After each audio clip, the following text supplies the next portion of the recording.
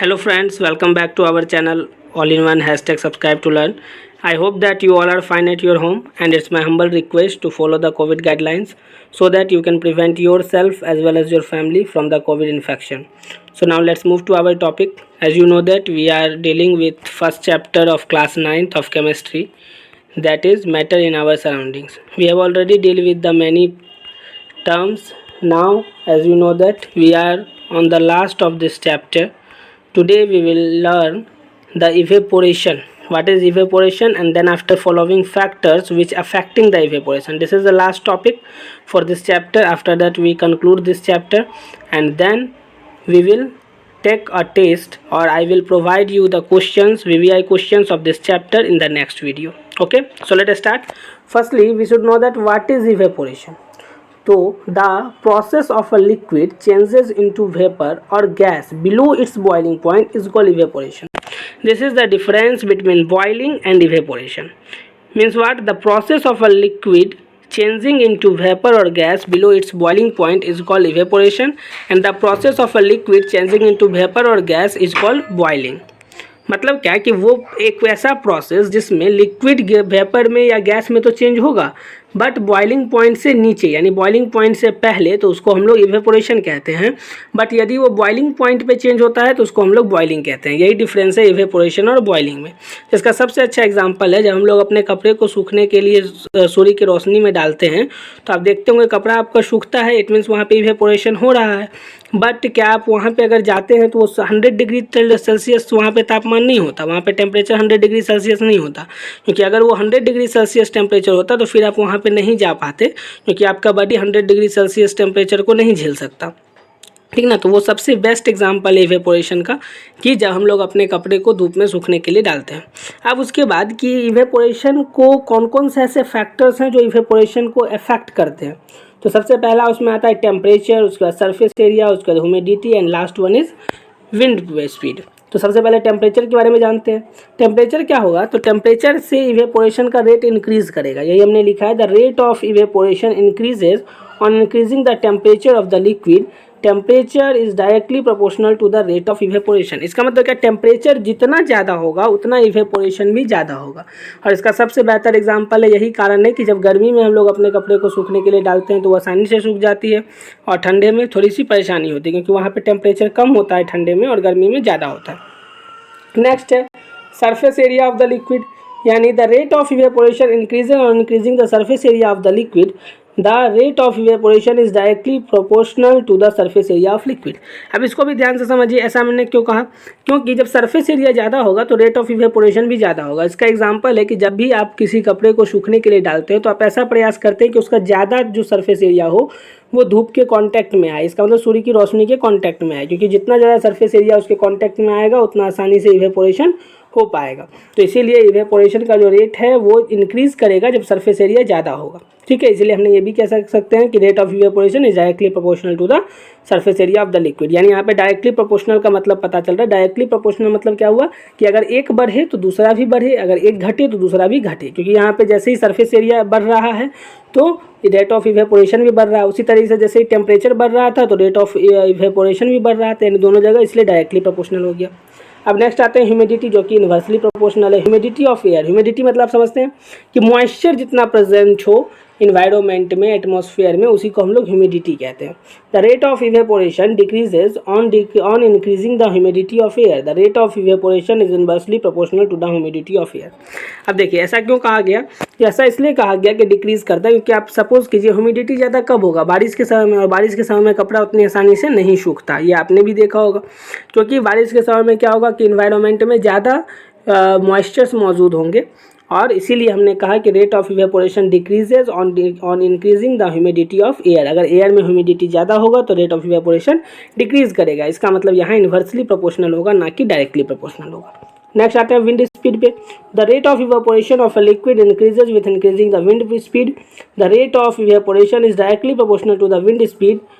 मतलब क्या, मतलब ये कि जब विंड स्पीड ज़्यादा होगा तो रेट ऑफ इवेपोरेशन भी ज़्यादा होगा। इसका सबसे अच्छा एग्जांपल है, जब हवा ज़्यादा चलती रहती है तो हम लोग आसानी से अपने कपड़े को सूखने के लिए डाल देते हैं, वो इजीली सूख भी जाती है। जिसका एग्जांपल आप ऐसा भी देख सकते हैं, जब बारिश होती रहती है तो हम लोग अपने घर में भी कपड़े को सूखने के लिए डाल देते हैं और फैन ऑन कर देते हैं। जैसे ही फैन ऑन करते हैं तो कपड़े जल्दी से सूख जाता है। इसका मतलब क्या कि जब विंड स्पीड ज़्यादा होता है तो इवेपोरेशन का रेट भी ज़्यादा होता है, यानी ये भी डायरेक्टली प्रोपोर्शनल होगा। अब नेक्स्ट टॉपिक क्या है, तो cooling caused by evaporation. Evaporation से जो कूलिंग हम लोग को महसूस होती है उसकी क्या एग्जांपल्स देखते हैं। Cooling caused by evaporation is based on the fact that when a liquid evaporates its draws or takes the latent heat of vaporisation from anything which touches it.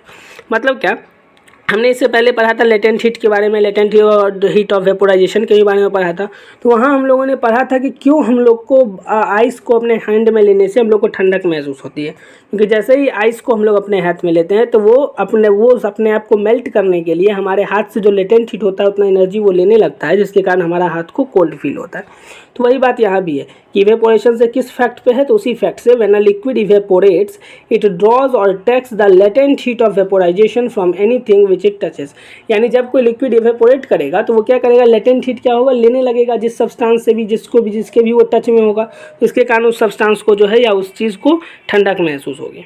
Next क्या है, इसी का एग्जांपल्स देखते हैं। सबसे पहला example, if you put a little spirit और ether और petrol at the back of our hand and wave it around and the spirit evaporates rapidly and our hand feels very cold. मतलब क्या कि जब हम लोग कोई भी स्प्लिट या ईथर का हो गया, ईथर मतलब कोई भी सेंट आप समझ सकते हैं, या फिर पेट्रोल वगैरह अगर आप अपने हाथ के बैक साइड में अगर रखते हैं और उसको वो आप देखेंगे वो बहुत जल्दी इवेपोरेट्स हो जाता है और हमारे हैंड को क्या होता है कि कूल महसूस होती है। मतलब क्या जैसे ही वो इवेपोरेट होता है तो वो लेटेंट हीट हमारे हैंड से ले लेती है, जिसके कारण हमारे हाथ में ठंडक महसूस होती है।